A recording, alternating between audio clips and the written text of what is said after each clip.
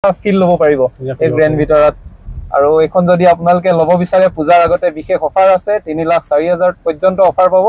সেয়ে আপোনালোক আহিব পাৰে, ইয়ালৈ আহিব পাৰে। আৰু তেওঁলোকে বিশেষ অফাৰ ৰাখিছে। 3 লাখ কিমানলৈকে আছে অফাৰ? 3,04,000 টকালৈকে 4,000 অফাৰ আছে।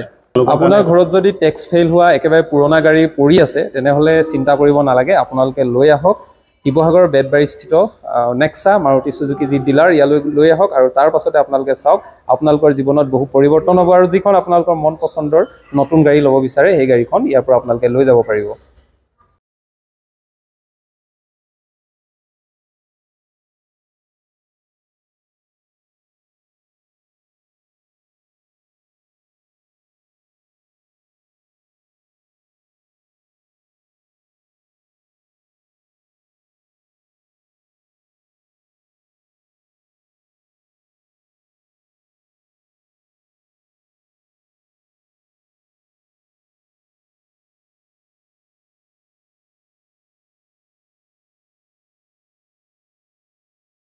পূজাৰ সময়ত যদি আপোনালোকে বিশেষ সপোনৰ গাড়ীখন ল'ব বিচাৰিছে তেনেহ'লে আপোনালোকে শিৱসাগৰৰ বেতবাৰীস্থিত মাৰুতি চুজুকি ডিলাৰলৈ আহক। আৰু ইয়াত আপোনালোকে দেখিবলৈ পাব বিশেষ আপোনাৰ সপোনৰ গাড়ীখন ইয়াত আপোনালোকে ল'ব পাৰিব। আৰু এয়া আমাৰ মানসে স্বাগতম জনাইছে। আৰু ইয়ালৈ যদি আপোনালোক আহিব বিচাৰে বা আপোনাৰ সপোনৰ গাড়ীখন বিচাৰে তেনেহ'লে ল'ব পাৰিব। আৰু কি আছে আপোনালোকে দেখিছেই, গ্ৰেণ্ড ভিতৰা আছে, ফ্ৰংক্স আছে, বেলিনো আছে, মানস কি ক'বা?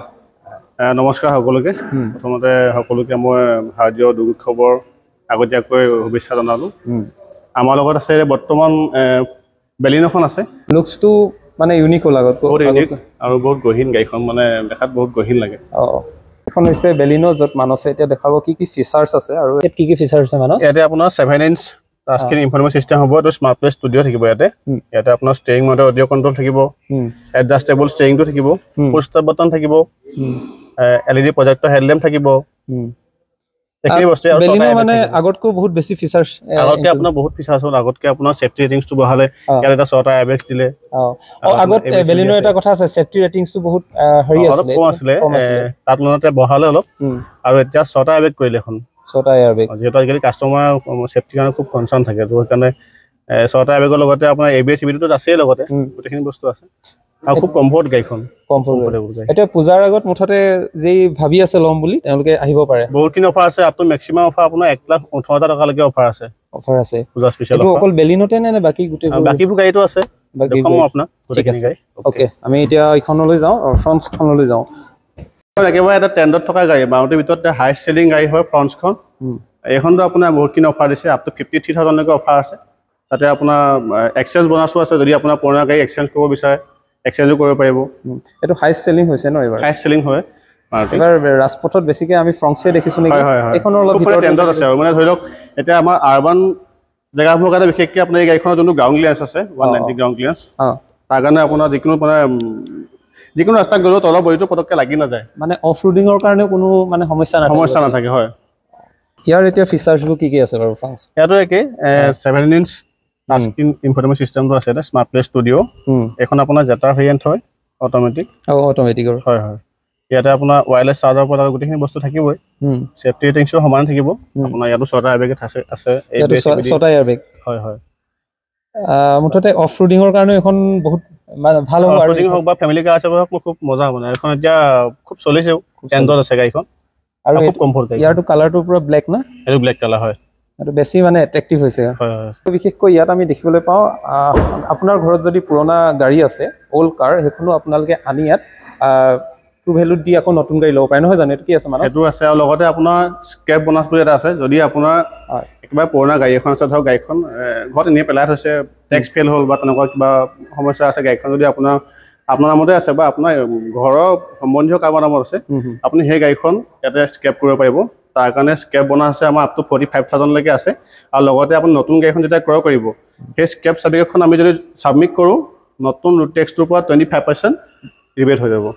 এতিয়া বহুতৰ ঘৰত পৰি আছে বা টেক্স ফেইলৰ গাড়ী পৰি আছে, তেওঁলোকৰ কাৰণে এতিয়া চিন্তা নাই, তেওঁলোকে নতুন গাড়ী ল'ব পাৰিব। নতুন গাড়ীখনটো অফাৰটো পাবই, তাৰ লগতে স্ক্ৰেপ বোনাছটো পাব। তাৰ উপৰিঞ্চি স্ক্ৰেপ চাৰ্টিফিকেটখন দিয়াৰ লগে লগে তেওঁলোকে ৰোড টেক্সৰ পৰা 25% কম গাড়ী ল'ব, মানে সেইটো কমি যাব। এখন হৈছে গ্ৰেণ্ড ভিটাৰা, আৰু যিখন টোটেল ব্লেকত আছে, চাওক ইমান বেছি ভাল লগা আৰু ইমান এট্ৰেক্টিভ। মেক্সিমাম অফাৰত 3,04,000 টকালৈকে আছে, যোনখন আপোনাৰ 4 হুইল ড্ৰাইভ বুলি কয়।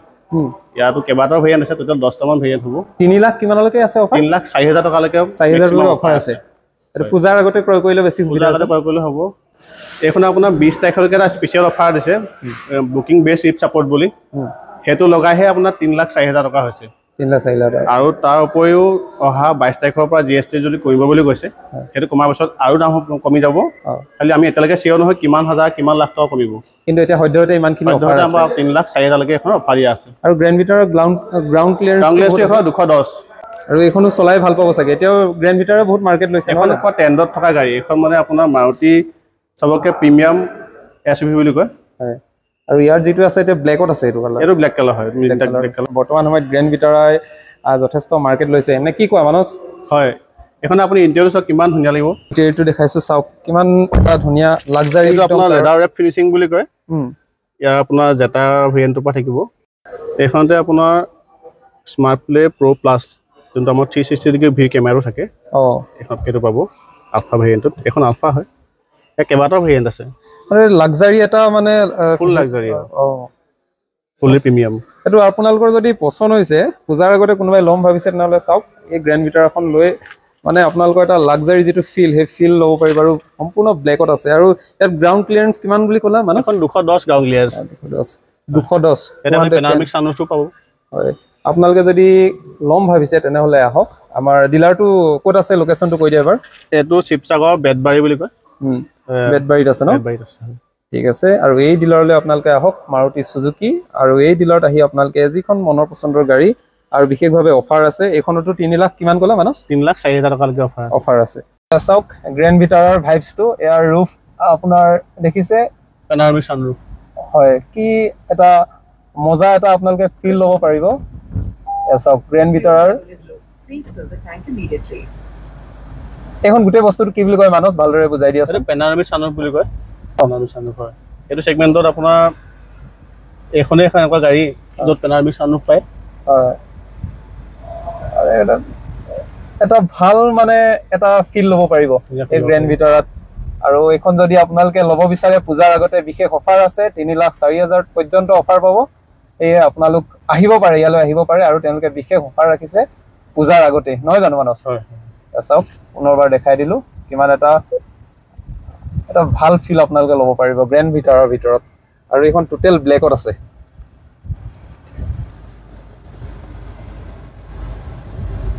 এইটো এটা বিশেষ আছে গ্ৰেণ্ড ভিটাৰ। এইটো এটা বিশেষ কি কয় মানস, কৈ দিয়াচোন, বুজাই দিয়া। কয় অট'মেটিক ক্লাইমেট কণ্ট্ৰল এচি। মানে এইটো অট'মেটিক, গোটেই বস্তুটোৱে অট'মেটিক ন? ইয়াত ক্লাইমেটৰ ওপৰত মানে অট'মেটিকলি এচিটোৱে নিজে কাম কৰিব। ইয়াত আপুনি কোনো হেৰি কৰিব নালাগে মানে ন? আৰু লগতে আপোনাৰ 360 ডিগ্ৰী ভিউ কেমেৰা পাব। 360 ডিগ্ৰী। এইটো 360 আপুনি মানে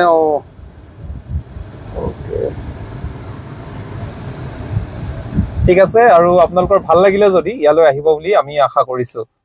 আৰু কি কি আছে অফাৰ এনেই এই ডিলাৰটো? আৰু আমাৰ ওচৰত ইংলিছ আছে, ইংলিছখনতো তেনেকৈ হায়েষ্ট অফাৰ আছে। বহুতখিনি অফাৰ আছে। মুঠতে আহিলে গ্ৰাহকে গম পাব। খালি পূজাৰ আগত বিশেষভাৱে অফাৰ দিয়া হৈছে নহয়?